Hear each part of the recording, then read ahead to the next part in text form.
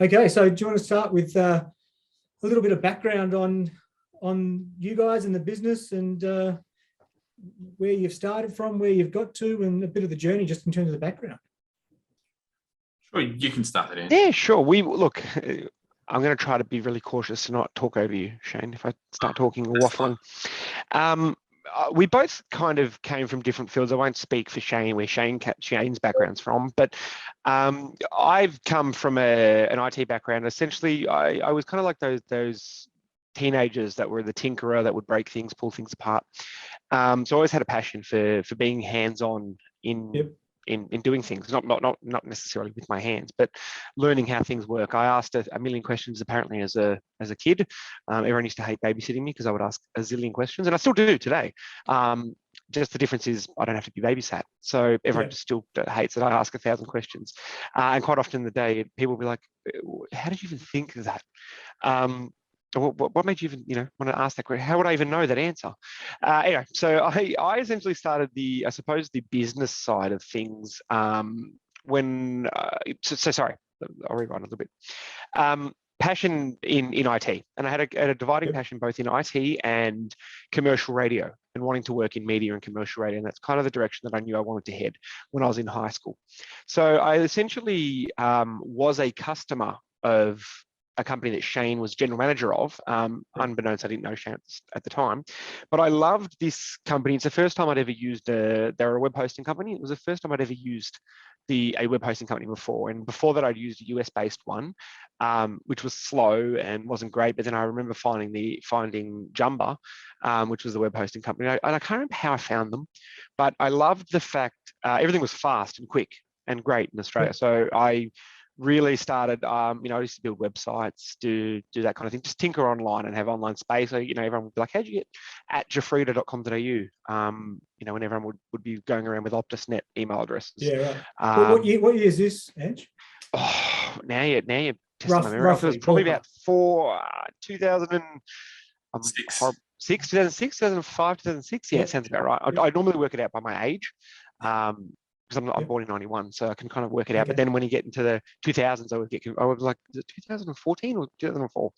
Anyway, I digress.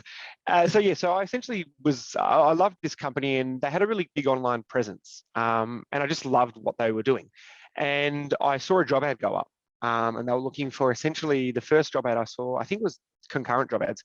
One of them was an executive assistant to the management team, which I was in high school at this stage, and I obviously couldn't be the executive assistant because I couldn't work full time. And the other was a full-time technical support position.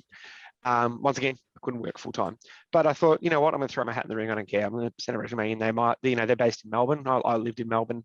They're only, in Little Collins Street, which is like a 25 minute tram ride, maybe half an hour tram ride from where I went from home. So I applied for a job, and then I got a call from a couple of days later, or a week or so later, from Cheyne, and he basically, I think it was you, Cheyne, was it? I think it was you that called. You don't remember? You did call me, or was it email? You said I got an email, and you said, and I just basically asked, this is a full-time role, and I said, look, I'm still in high school, but I live literally on the fringe of the city. I can get in pretty quickly. I'm happy to work, on weekends and whatnot. And I think you basically said, well, come in and have a chat anyway, and we'll see. So I remember walking in to the office, and cut a long story short, I ended up getting hired. I think on the day. I don't know what you saw. Maybe it was the 74 kilos of cologne I had bathed in, because we managed to coordinate the interview to be like right after school, and I had like 20 minutes notice. And I was like, oh God, I got to get ready. And so I was hired on the spot, and I essentially fell in love with what I was doing, which is the technical support. I was working out of hours, and I was working on weekends, and it was great. And I essentially said, and then I remember it was a couple of weeks to school holidays, and I worked all over school holidays, basically full-time hours. And I remember it was in the last week of school holidays that I was working, and I said, how do I do this like all the time without having to go back to school? And Cheyne said, basically, I'm going to put words in your mouth, it was essentially, let's see what we can do. So we essentially came up with a structure for a business management traineeship. So I went to my mum's a teacher. So I went to my mum and said, hey, I want to leave school. My dad's a Tyler. So it's the education was important because my mum is a teacher. Yep. So it was a big, a bit of a, at first, I don't think there was ever anyone in my family that really kind of left school, apart from my dad when he was, back in the years ago. Yeah. And it was a bit of a challenge, but I managed to do it. And I said, look, I'm going to be doing something. So this is what I want to do. And that's where essentially it all started. I then worked for for about 6 months or so. And then I think that the business sold to another hosting company, and essentially moved to Canberra for 6 odd months, working. Decided it just wasn't right. I just wasn't happy and decided to leave and go back to finish my VCE, my high school, which is what I did. I then maintained, contact with Cheyne at the point. I think Cheyne left the business a couple of months after me, and ended up moving back to Melbourne. And we essentially just remained in contact just as friends and talking until I was in year 12, when Cheyne basically called me and said, I'm crazy and I want to do web hosting again. Do you want to start something with me? And I said, I'm just as insane. Sure, why not? But I want to finish my VCE. That was the only requirement. I said, no, I've done this journey once before. I want to finish VCE. And then after VCE, I can come full time. And that's essentially what the agreement was. So we started Ventra in the very early days. I once again was working outside of hours. I remember at this stage, I think I had my license. Because I think I was just turned 18, and I would drive out to where the office was in Officer, so it was a bit further than where I lived. About a 40-minute drive. I'd drive out to Officer. We would work. I'd work on weekends, work at all kinds of hours. As well as working, I was still studying. Finished my VCE. The business was growing. I was working mostly full time at the stage after I finished high school. Decided I still had the passion in commercial radio, so went off and completed part-time started to complete a graduate diploma in arts, majoring in commercial radio, and I got through to the end of that. And then I essentially was faced with a decision at this point. It was either go and start my career in commercial radio, so move regional, start building that career, or focus on, at the time, Ventra, where it was starting to grow and demand significant amount of time and I suppose investment from a time perspective.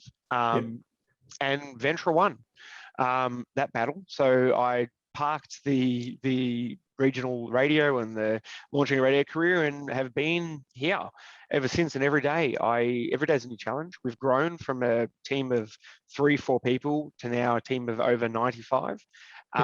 And every day I wake up and every day I love it and continue to love what we do. So that's my background.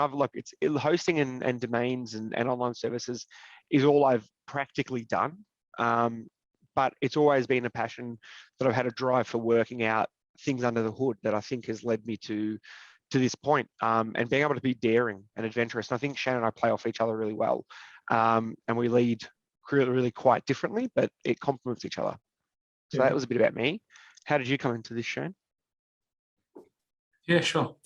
Well, my background is a little bit very similar to yours, but just different. I started off running a PC parts business many years ago. I think I was like 13 or 14. I wasn't even legally allowed to work, but I'd managed to get a wholesale agreement with Edge Computers, which used to be one of the original PC part wholesalers in Australia. So that was fun. Did that for actually quite a while. We actually a friend of mine and I used to sell PCs and parts to friends at school and teachers, friends of the family. So that was quite a fun gig. Then I moved because I grew up in Newcastle. Then moved up to Queensland. Did a stint there at Queensland Rail, where it was on-site IT support. I'm a year 10 high school dropout. I completed year 10, but never did 11 or 12 because school was never my thing. It never really, I don't know. It was never my cup of tea. It was always quite the challenge. So I went and worked for Queensland Rail doing station on-site support for ISDN networks, which is a long time ago. And then I moved to Sydney briefly because I was headhunted to do a contract for an old ISP called Aussie Mail. You may remember that name, Dion. Yeah, I do. I think there's still some. I think my family's actually still with IINet as a legacy of being part of Aussie Mail back. Yeah. A long time ago, but yeah, I know, I'm familiar. Yeah. So they were based in St Leonards. So I was there for 6 months, and my job there was getting paid $40 an hour back then in 1999 to do Y2K support, which was to basically go to every PC in the buildings. They had 6 buildings in a campus, and literally reformat them with Windows NT. That was my job, and I got paid a lot of money for doing it. Then I moved back up to Queensland once that was finished in the new year. I'd made enough money to be able to not work for a while. And then I decided again that I was going to try and go into business again. That business wasn't quite as successful. So the business I ran back then was called XIS Internet. And it was in the end, it was a massive failure. And I don't blame anyone else but myself. But the unfortunate thing is that I trusted the wrong people to help me make decisions as a very naive 19-year-old, 20-year-old who thought he knew everything when he clearly didn't. But it's one of those things that I always look back on now, and I always know that I've learned a lot from it. I've been able to draw a lot from that experience.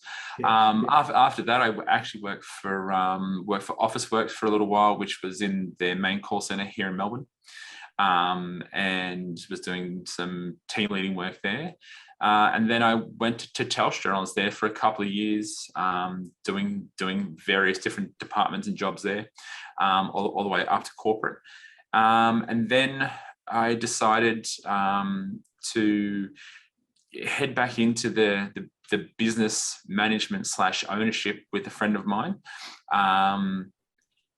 Did that, and he'd already operated a web hosting business. I wasn't that familiar with the web hosting industry at the time, and I wasn't quite keen on getting back into the business ownership saddle quite so close. So I was managing it. That's where I met Ange. Then that business was sold. We moved to Canberra. Let's just say we were promised a Maserati, but we got a broken down Datsun 200B. Very, shortly, about 6 months after moving there, I decided to move back here and thought, well, you know what, I think I can do it better. Yeah, right. We just decided to give it a go, and 13 years later, here we are. It's been quite the challenge, but it's been good. It's been fun. So this business now is started in 2008. Is that? Yeah. Okay. All right. And what made you both go into business? Why go into business? What was the driver behind that in terms of the psychological side of it for each of you? Yeah. 1 second. It's all right. Is that Hunter? I can hear him. Hunter. Is he okay? Yeah, he's fine. I guess if you hear any of my kids cry out in the background, we've got a problem because they're 18. So I'll have to go and check out if something's happening in the background here. Getting into business, well, the reason why we decided to start this business was purely because we could see that there was a massive gap in this particular market. There was a gap for automation, and none of the competitors at the time really specialized in the self-service and automation part of the business. So web hosting has had a bit of a bit of a roundabout in terms of pricing. So to get web hosting hosted from an American-based server or a European-based server has traditionally been one of the cheapest ways of getting web hosting services.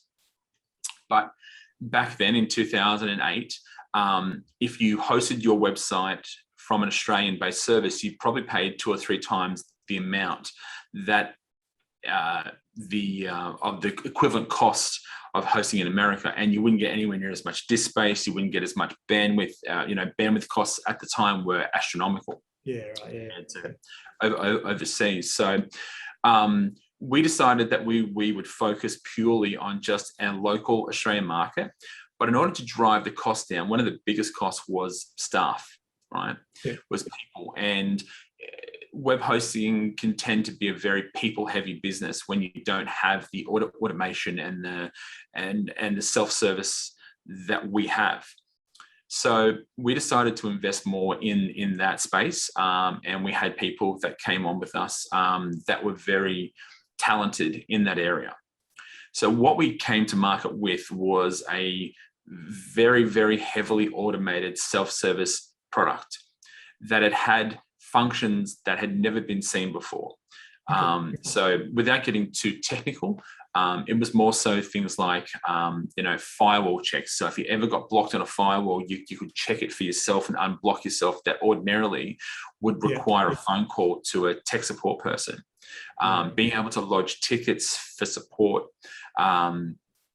like security rule sets, a whole bunch of things that we managed to create that basically fixed 80% of the reason why people call or send you tickets for help.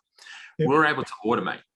And that was our biggest draw card at that time.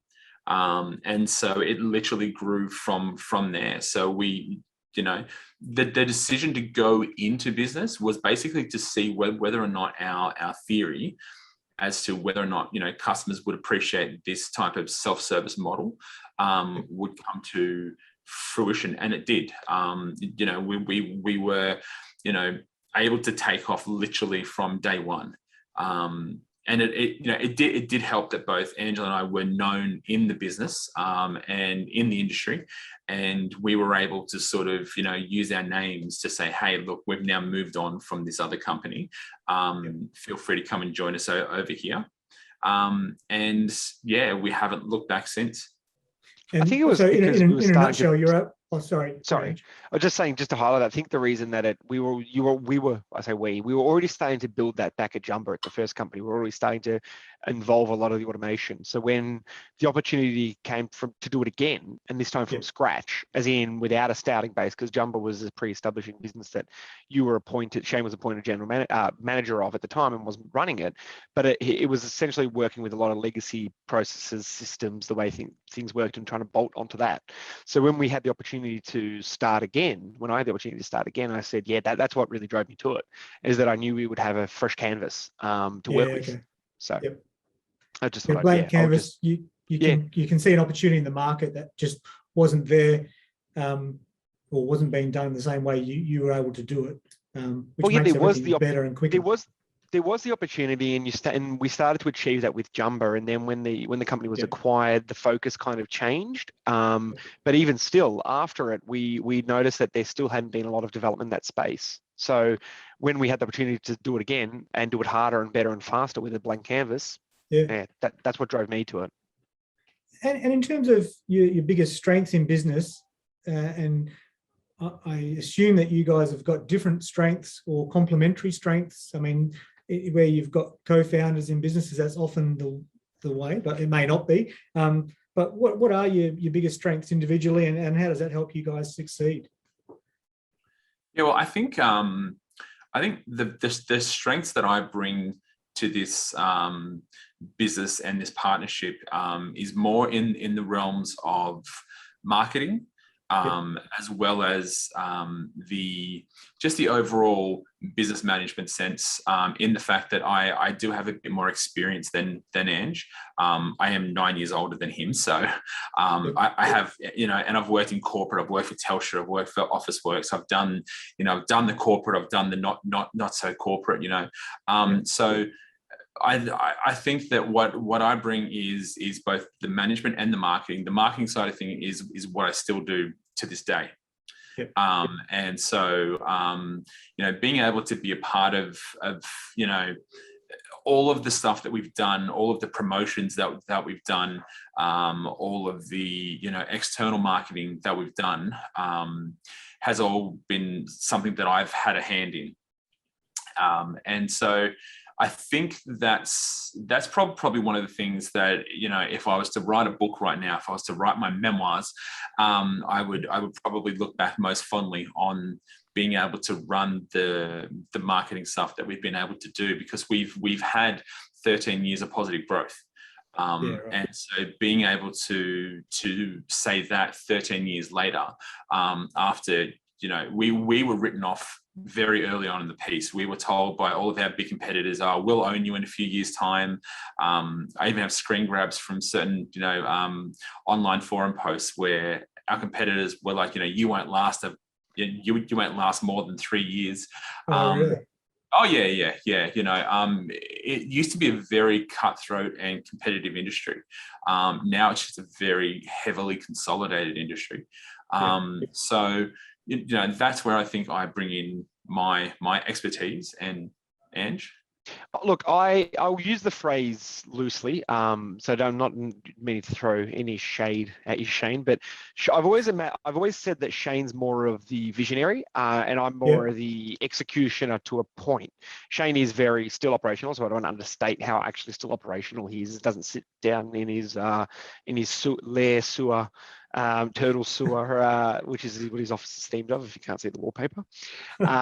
He doesn't sit there all day and just dream up ideas and not actually do any, operational things. But I'm quite often that's the skill set I bring, is the operational things. I've always been a thinker. I was going to say I've always been a talker and one who asks a lot of questions and wants to get to the bottom and work out how things work and operate. And I've pulled apart many things when I was a toddler and a kid, and then regretted it on how the hell do I put it back together.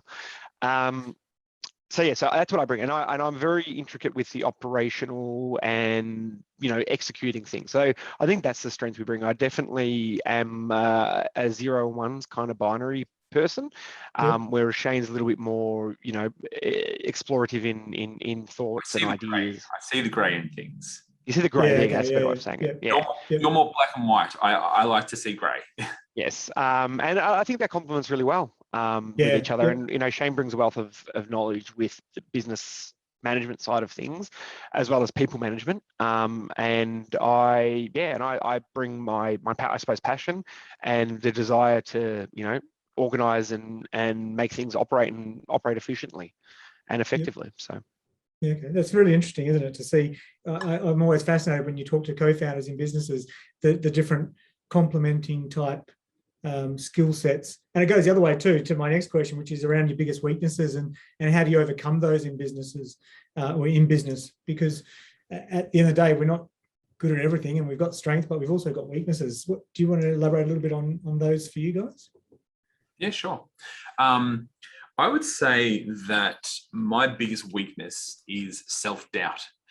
And even still to this day, because of my history and because I've failed once before, it does instill a lot of self-doubt in you. And, I find myself always, worrying about things that I probably don't need to, that ordinarily I wouldn't had I've not had that experience. So I'm always making sure that we're always profitable, that there's always money around, that no one's having any type of undue influence in the way the business operates. Those kind of things, which are as Angelo always reminds me, you don't have to worry about that, but it's something that I'll always do. I feel, no matter how big we get, no matter how successful in quotes we are, it's just habit now. And look, I don't see it as necessarily a bad thing, but it does tend to, until recently, it has tended to sort of hold us back from taking risks. And you know, I've always been, since that experience, I've always been very risk adverse. I'd much rather just grow slowly, grow steadily, rather than trying to take risks. And it's only been in the last sort of year or two that we've even, you know, remotely taken a chance on anything. So, so Cheyne, so it sounds like that makes you more conservative, more cautious.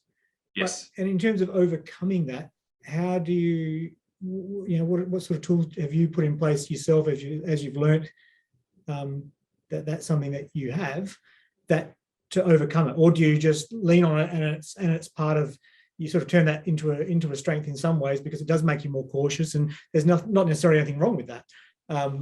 But if you're considering it as a weakness in some way, how do you manage that? Well, what I say to that answer is very, very simple.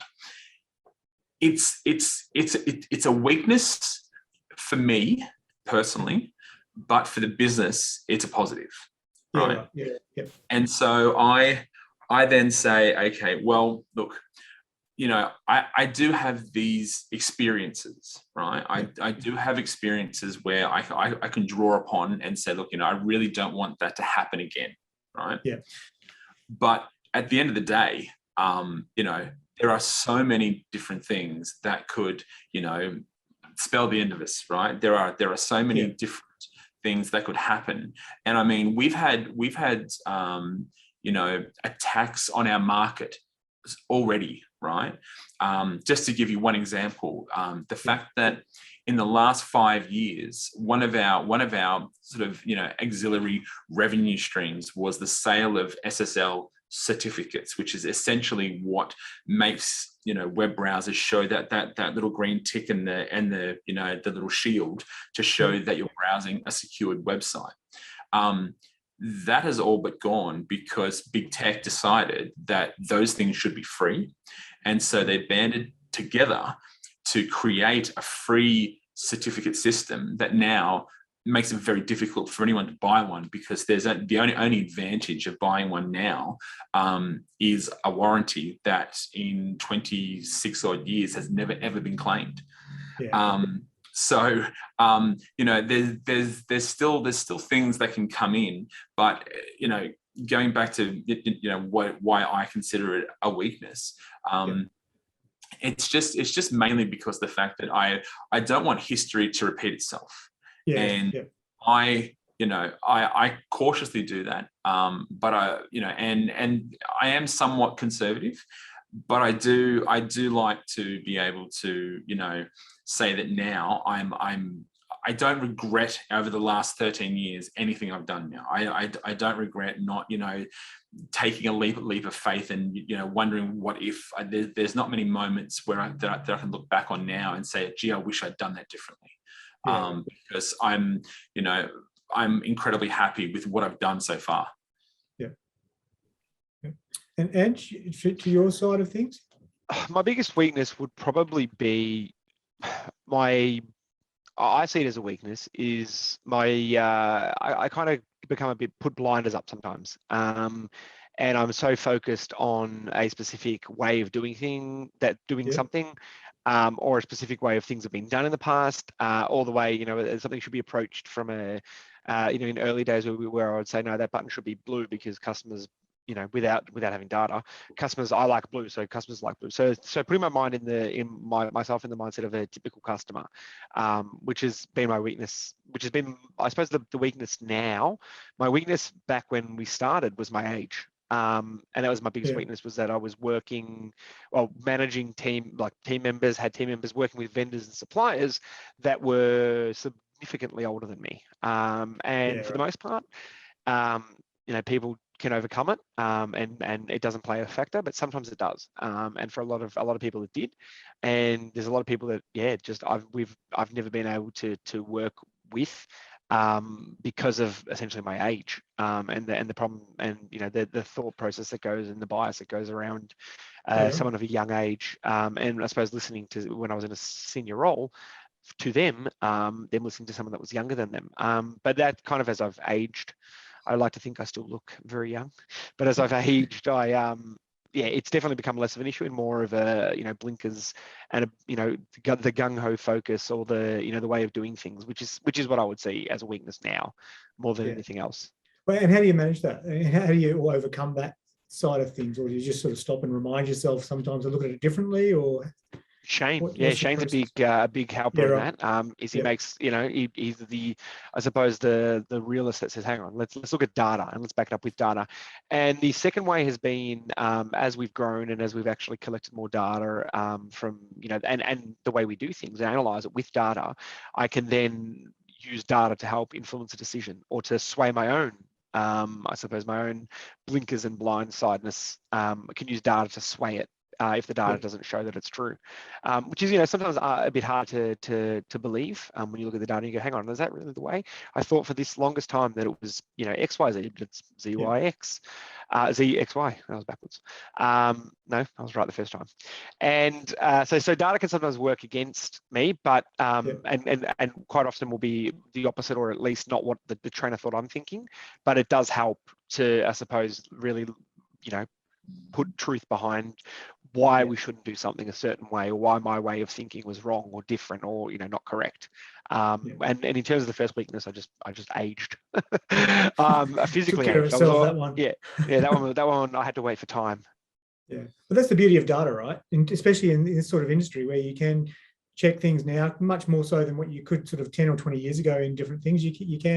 There's data everywhere, and it's such an advantage to be able to check your thinking on things, for better or worse. To make data-based decisions is definitely, definitely. And and I think it's also, you're right, it's become more, the world's become more data heavy in the sense that the data you can get, but I think we've become more aware of the data. And I mean, I say data as not like it's anything malicious, but even things like, heat maps of the website as to where people look or where people navigate or respond with, like, we've always had it. We've just, I think maybe potentially analytical tools for analyzing that data have gotten better and easier to analyze it. Yeah, and they're so powerful these days too, aren't they? In terms of what you can derive from that. Very, very, very much. And in terms of decisions and those types of things, within the business, as you've progressed, what are sort of the best decision you sort of collectively made within the business? Which, if you look back now and go, what was the best decision you ever made? And also the biggest mistake you ever made in the business over the last sort of 13 years. What would you say that would be? For me, the best decision I think I ever made was literally starting the business. And, that might sound like a bit of a, simple answer, but it was easily the best decision because it was one that made sense to me at the time, and it still makes sense to me to this day. Biggest mistake though, the biggest mistake that I think, I've personally made so far with this business is trusting that people have the best intentions, right? Now, I say that with the most respect for, every single person that we've ever employed, right? But what has become apparent to both, Angelo and I over the past 13 years is that the more successful we become and the bigger that this business becomes, the more that people look at you differently. Yeah. And it's been, it's not. I wouldn't so much call it a mistake. I just think that it's probably more about learning. It is a mistake to trust people when they don't genuinely have your best interests at heart. And the mistake was, trusting a lot of people for a lot of different reasons. When push came to shove, it was literally always about them. Now, look, that's a normal, in most cases, it's a normal human behavior. and that's fine. But you know, I've you know, read different stories from different people, and you know, it seems to be a common theme that, you know, that once you know, reach certain levels of, you know, success when running your own business, people do tend to change, and you know, you yourself may also change, but you know, seeing the change in people and seeing some of the change of attitude can be quite you know, quite confronting. And that's something that we've had to sort of both, you know, deal with in both, you know, a personal sense and a business sense, is making sure that we've been able to, you know, like we now hire we have 93 people in our staff.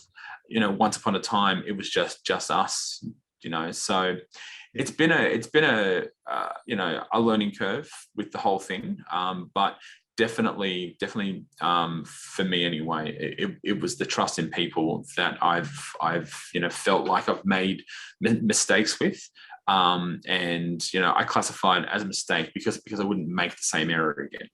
Yeah, and I think that's sort of one of those things that as you go through life, you tend to realize over time, just from getting burnt a few times, that not everyone thinks like you do. Not everyone has the same values you do. So sometimes we see things and we, you know, I've seen it before where you just assume that people are on the same page and operate the same way you do. And so when it doesn't happen, that's quite, especially the first time or first couple of times, and then you sort of work it out pretty quickly that not everyone does operate that way.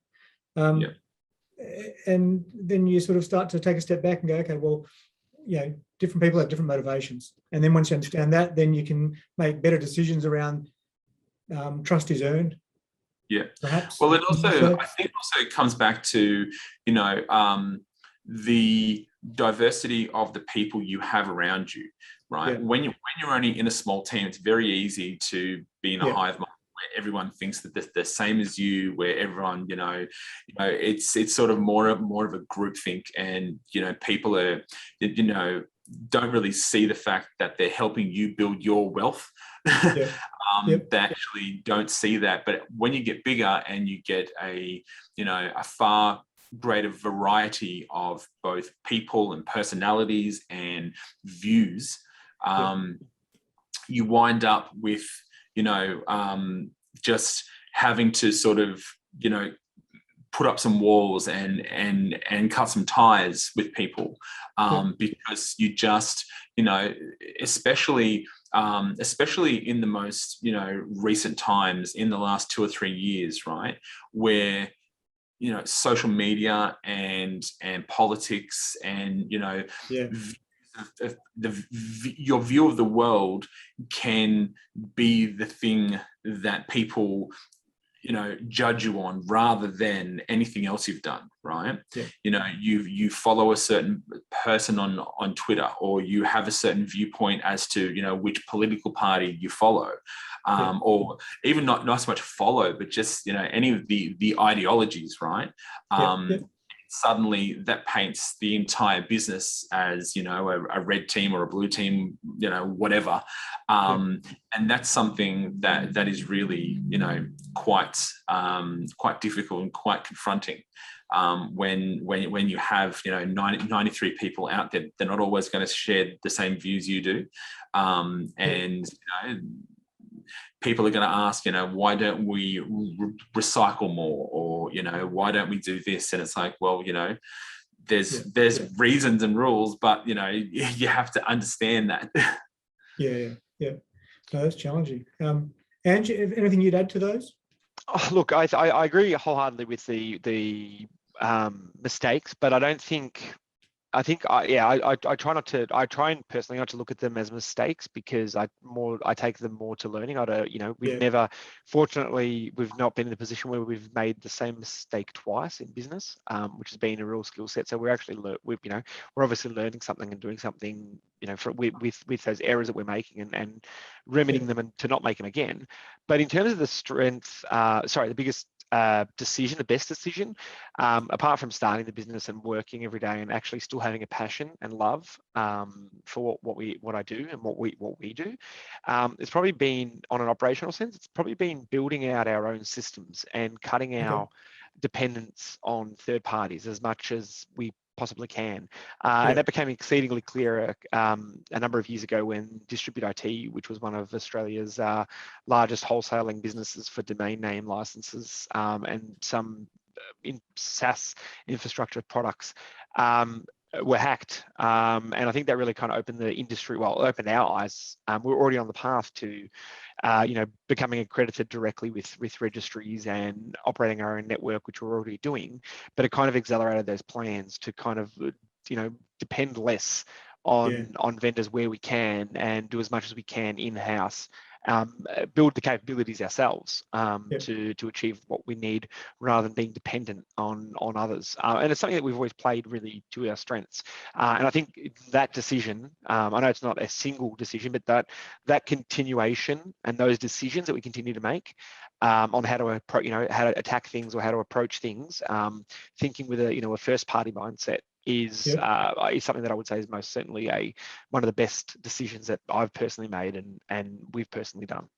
Yeah, okay, that's interesting. What was the best advice you've been given along the way?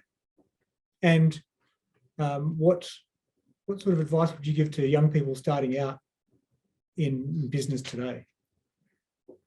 Well, the best advice that I think that I've ever been given is don't worry about what anybody else is thinking about you, because no matter what you do, you'll never change it. Yep. And that is something that I tell people all the time, because so many people get caught up on, worrying about what other people think of them, rather than focusing on what they're best at. And I would say to anyone, whether they're young or old, who is looking to start a new business or a new venture, is don't listen to people who say you can't do it, right? Because there are many people who told us that we couldn't do this. There are many people who told me, back when I was 13, that I couldn't do what I was doing, but I did it anyway. Always, try and do whatever it is you want to do. Yes, you may fail. I've done that too, right? But history shows that even some of the biggest and most successful people in the world have had their failures. There are so many people. Richard Branson, Virgin Cola was an abject failure, right? No one even remembers it now, right? But there are so many things where people have gone into business, regardless of how big they are now, and they've had their failures. But as long as you learn from it, then it hasn't been a failure. It's been a learning, or a journey, if you will.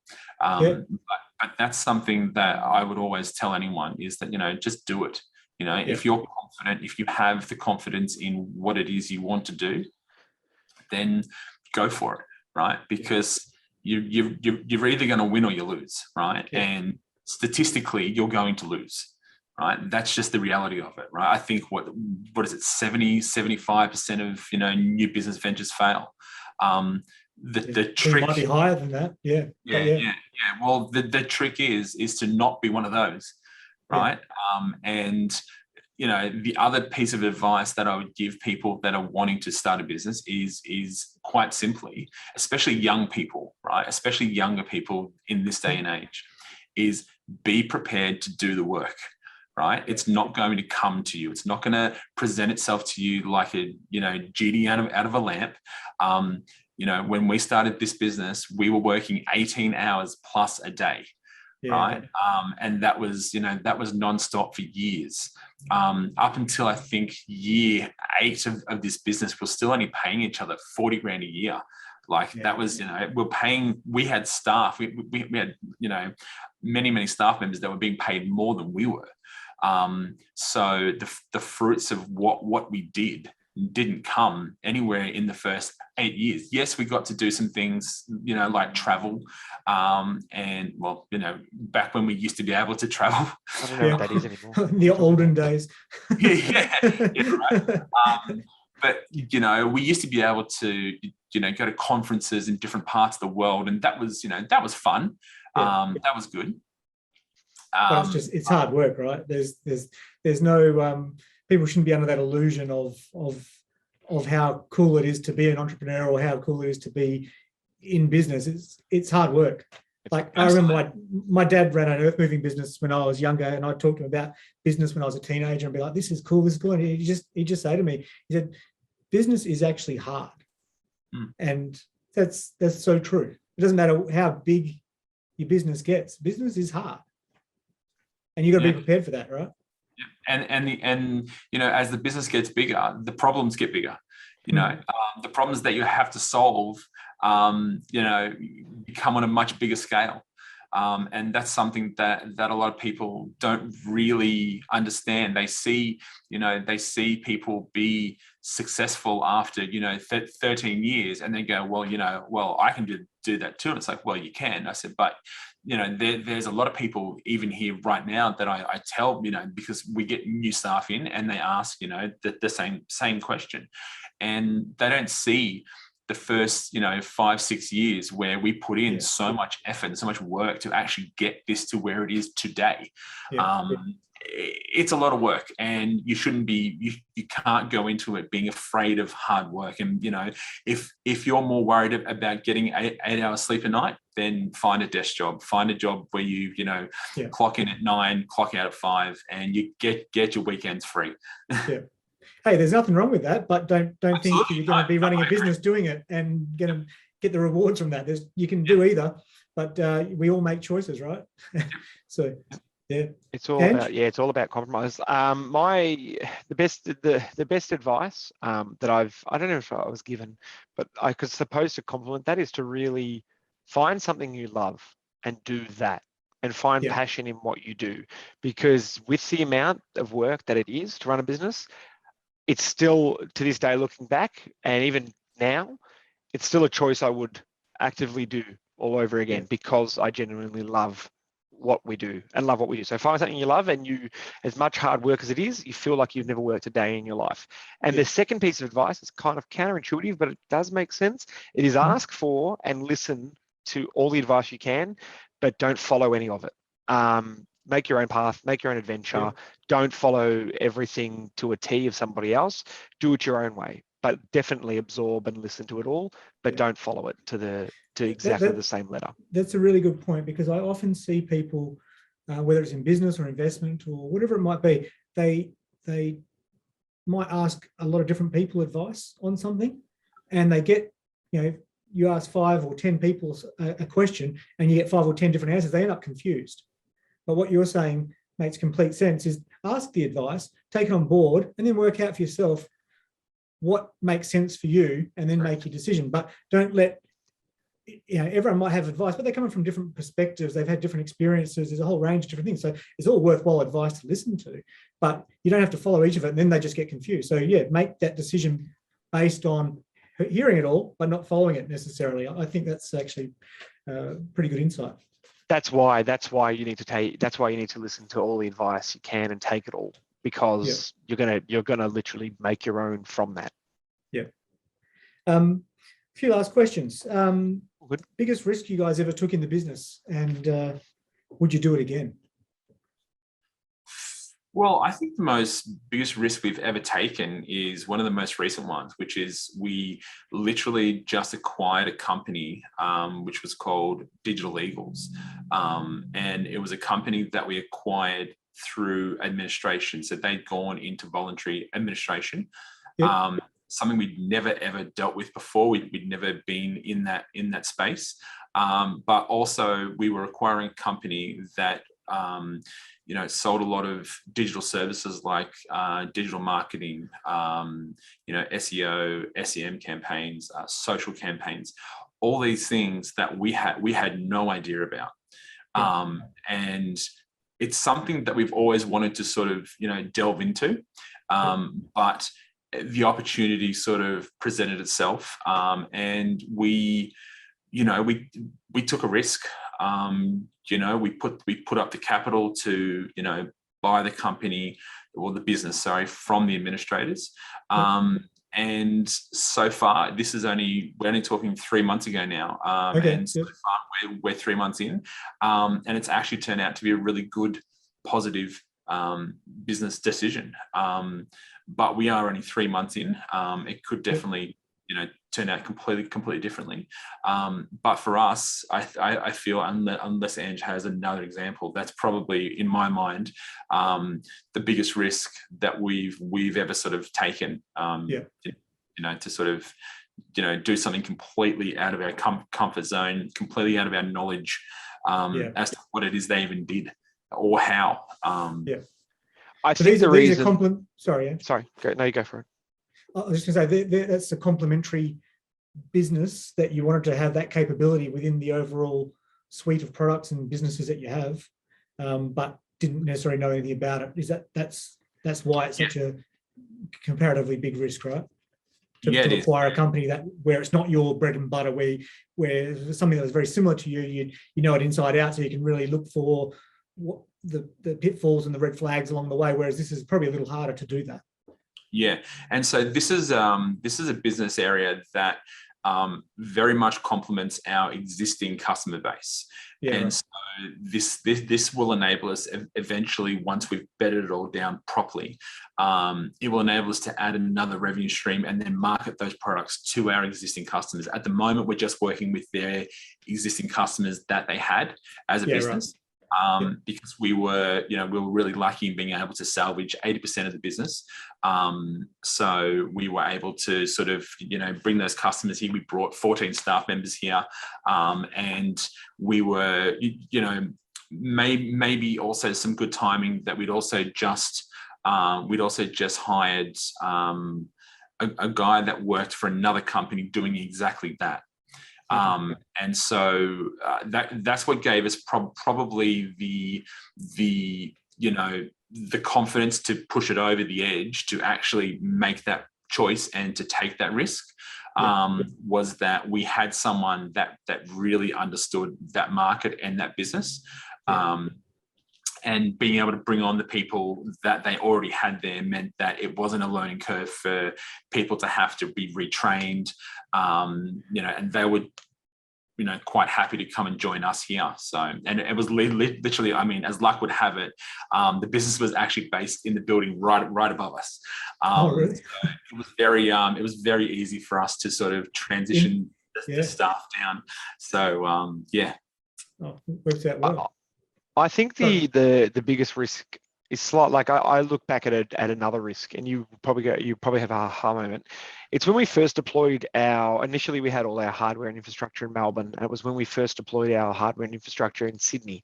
That was a massive risk at the time. I think that was a huge investment in terms of a capital investment, and financial risk that we took. And wholeheartely would do it again. It's now, that was the, I think, key to a lot of growth, to centralize a lot of our hardware for, a lot of Australia, even though it's, 10, 15 milliseconds, which is not really that big a deal. Having it all in Sydney in the, I suppose, the core network infrastructure there, we've still got kit and hardware in Melbourne, but primarily everything is production-wise is in Sydney. Melbourne's basically a DR backup stuff that we have corporate-wise. But that would be the biggest risk at the time. Now it's a risk that literally would not even hit the risk register if we were to do it. But it would be similar if we decided tomorrow to go launch a point of presence in Brisbane or a point of presence in WA. It would be a similar risk ratio to where you are.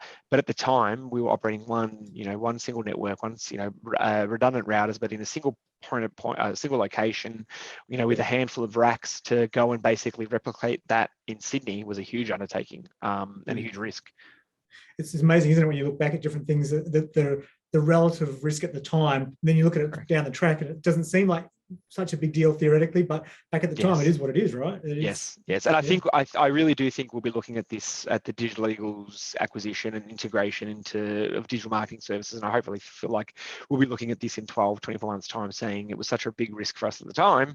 But it was a no-brainer. Yeah, it sounds like it's got some interesting integration with the rest of the business by the sounds of it, long term. Yeah, definitely. In terms of business people who inspire you, anyone come to mind of someone who inspires you in business and why? For me, my biggest sort of inspiration in business was always one of the, token entrepreneurs, which was Sir Richard Branson. And, we had the distinct pleasure of being able to meet him over in Perth. That was a few years ago now, Ange. Yeah. And that was a lot. Yeah, that was maybe. Yeah, that was quite the honor. I look at him as an inspiration in terms of, out there billionaires, right? Of all the sort of, big names. He's the one that always comes to mind because, he did, a lot for his business. He took so many risks. If you read about, the original Virgin Atlantic Airlines, how, they were so close to being bankrupt. They were so close to, having so many problems and bringing down his entire empire, basically. And just then, but then he managed to, diverge his business and sort of, bring it out and go into different realms, all the way now to what cruise ships, money, finance, anything, gyms. Spacecraft. Yes, yeah. So cruise ships literally a couple of months before the global pandemic. Yeah, that was quite unfortunate for him. But look, that's probably the biggest inspirational business person. But in terms of local business people, I always think especially in our tech area, Bevan Slattery, he's a phenomenal entrepreneur who's done very, very well, especially in not so much our space, but in the tech space in Australia. He's been responsible for NextDC, Superloop, Megaport. All these companies that are all publicly listed, great profitable businesses, and. I've met him several times. We Angelo and I, he invited us up to Brisbane back when he started NextDC to get our input about, racks and security and processes. So, we've enjoyed, a good relationship with him and his businesses, and we still do. We still use, NextDC, Megaport. So yeah, that would be my picks. Yeah, okay. I'd say very similar. People. At least Australia, I have a lot of respect and look up to Bevan Slattery quite a lot. He's got a lot of, I suppose, outward thinking, out there thinking that he executes really well on. But biggest, I suppose, globally, definitely, I would say it's very cliche, but Mark Cuban, most certainly. I think it's purely, I don't have a desire and love for basketball, but I just think it's his impeccable timing and his, I want to say ruthlessness, but it's not really ruthless. It's probably more honesty. His brutal honesty. He does have brutal honesty, and I think that plays a very big important part. He doesn't piss in your pocket and tell you it's raining. He will tell you exactly how it is. And he's got the success. And I know, I believe from what I know, I've never personally met him, but I still believe he loves the hard work and hard slog. And that is a definite idol, I would say. Someone I definitely look up to that I suppose that go get even when you are of the scale and success. And I think every successful entrepreneur has it. I think it's what keeps entrepreneurs, I suppose, going and motivated. And I think it's a personality, not even a personality thing. It's a thing within your being, that drive, no matter what you've achieved, to continue to drive. And I've said it that the day I wake up, I no longer love what we do is the day we sell, but I will not sell until that day comes, because I love it. And same as I wouldn't, there's definitely no early retirement. I would go insane. I'd go insane over Christmas when I'm off work for a week or two or so, and I'm a workaholic. And I think that's and continue doing the hard slog when needed, and even when not needed, but wanting to, is definitely commendable. Yeah. No, they're all great examples. And I am actually a big basketball fan and love the Dallas Mavericks and everything that he's done with that franchise. So I know exactly where you're coming from on the Mark Cuban side. He doesn't mince his words. That's for sure. What about books? Best business books you've read? Or any? Yeah, for me personally, I'm not a big book reader. I'm really I'm more, everyone says about the Harry Potter franchise, read the books because it's so much better than the movies, but I have no interest in reading the books. I watch the movies all the time. But for me personally, although I wasn't meaning to read them, there are a heap of business management and marketing books that I used to read when I was 12 and 13, and you might find that odd, right? But I'll give you a very quick story as to why. My dad at the time worked for an energy company, and he was studying at night school. He was studying business management and marketing. The problem was that my dad had no idea how to use a computer. And what he used to do is he used to pay me on the weekends to type up his essays and his book reports and everything else. So I would read that, and then I ended up going and sort of, reading some of the books that he was quoting from, because what he was quoting didn't seem right to me. And so then I ended up correcting him on some of it. And so I've always maintained that is actually one of the reasons I feel like I've always been ingrained in business, and it's why I started my own business at 13 or 14, because I had that experience. Reading my dad's own regurgitation from literally writing down paper. I need to convert it to Word back then, or But you're getting all the learnings as you go, which is actually great insights, right? Yeah. It was basically I learned everything that he'd learned just in a shorthand form. So perfect. That's my book. So no particular book other than those. That's no, good. It was all just business management books, and he still has them on his shelves now. I can still picture the covers. I just can't remember their names, but it's how I learned stuff about I don't think they use them very much anymore, but like a SWOT analysis. Right. Yeah.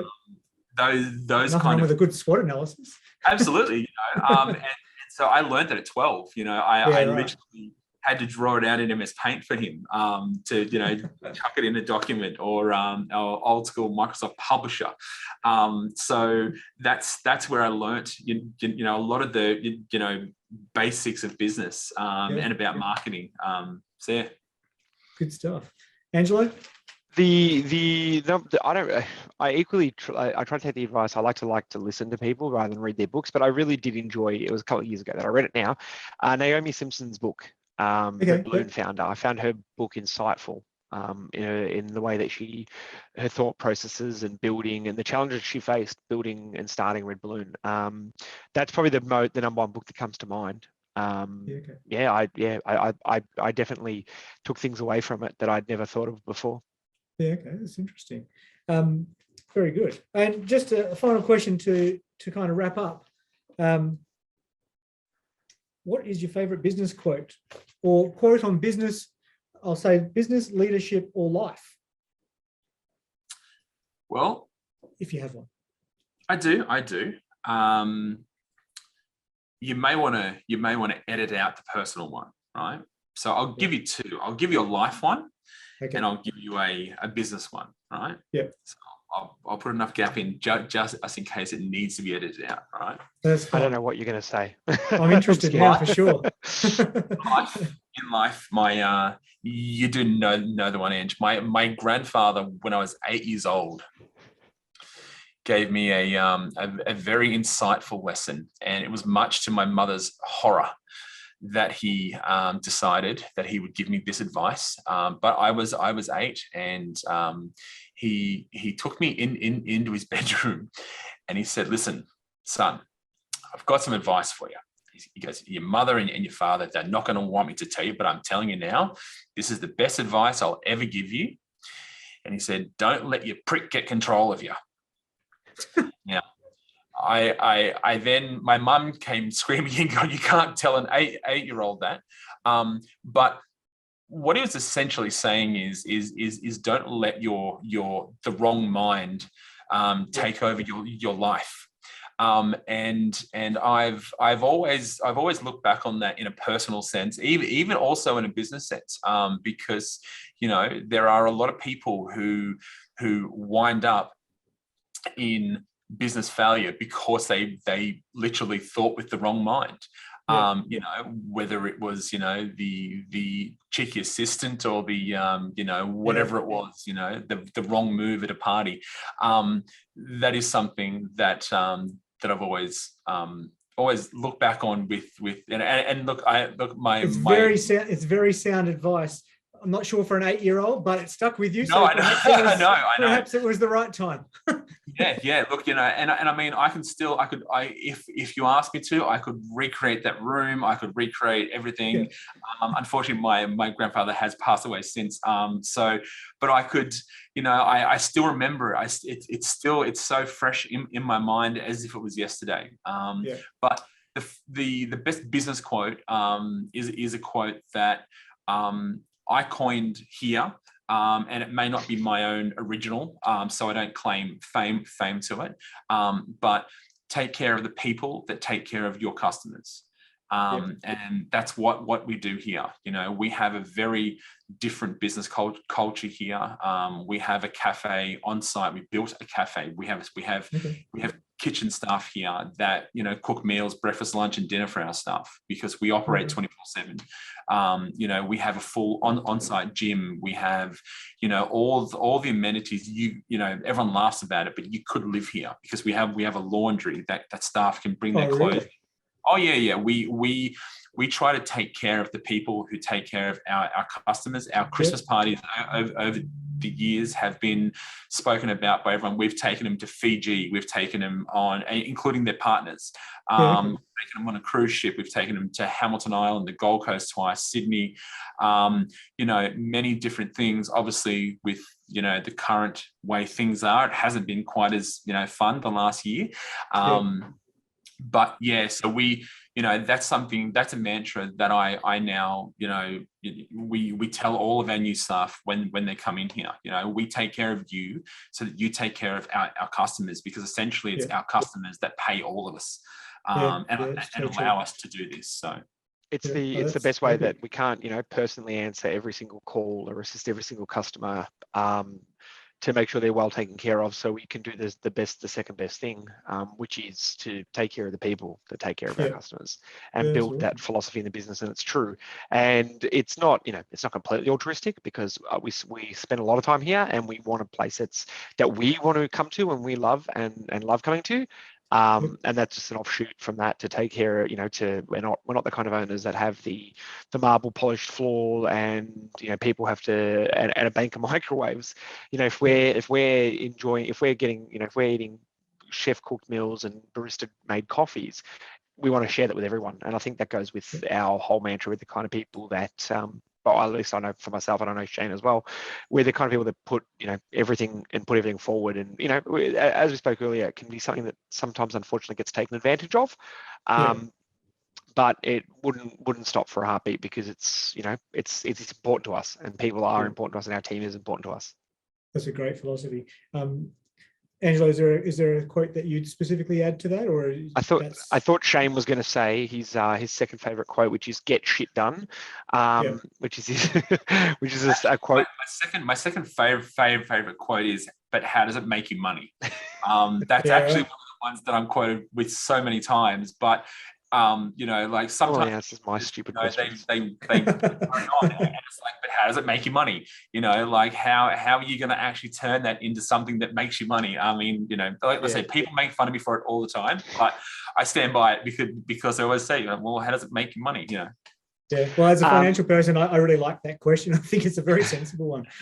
It is definitely a sensible one. I like to make fun of him. It's all those random questions that I ask, like, how do those X, Y, Z do that? And it's like, how does that even make you money?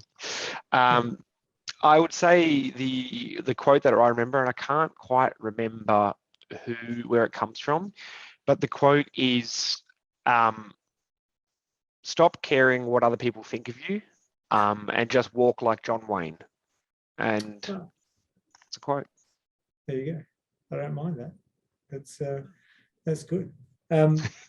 Well, guys, thanks very much for all of your insights and for taking the time to talk to me. That was really, really, really interesting. And what's next for the business? What's if you've been going for 13 years, what's in the next 5 and 10? Where do you see yourselves down the track in terms of the business? Well, for me, I think it's more about, establishing ourselves as, a much larger competitor.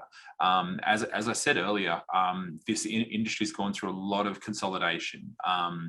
The web hosting and domain name industry used to be a lot of smaller companies that represented, a much bigger chunk of the market, and there was only 1 or 2 major players. These days, there's 5 major players that eat up 90% of the market, and there's very few smaller players left. That's good and bad. But I think for us, just being able to maintain our growth, and also just being able to, complement our existing services, with some of these more, digital marketing services, being able to sort of confidently do that without, sacrificing what we're known best for. And, we enjoy our position in the market. We don't strive to be, number one, in terms of, money, customers, whatever. We're quite happy sitting at number 3 or 4, depending on which, gauge you look at it with. But we, I guess as long as we can keep doing what we do, with the same mantra that we do it on, which is, we keep everything's 100% local, right? All of our big competitors, outsource their tech support, they outsource, their engineering. We are all in-house. Every single one of the staff members that we employ work in this building. And our customers and, our suppliers and, everyone we deal with love that. Yeah. And it's what we're known for in the market. So, yeah. Well, that's awesome. Well, thanks very much, guys.